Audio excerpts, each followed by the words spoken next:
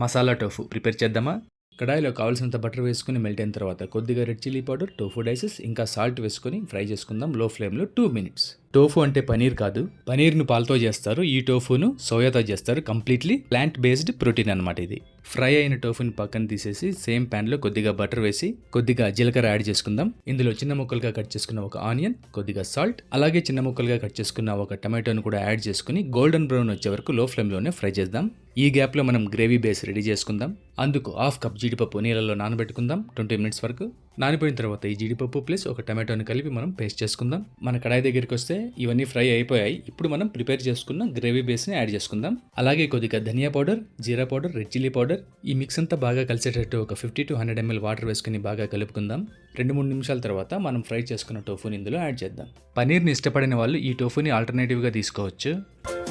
ఫైనల్గా కొద్దిగా గరం మసాలా, మిరియాల పొడి కలుపుకొని 2 minutes తర్వాత దింపుకుంటే సరిపోతుంది.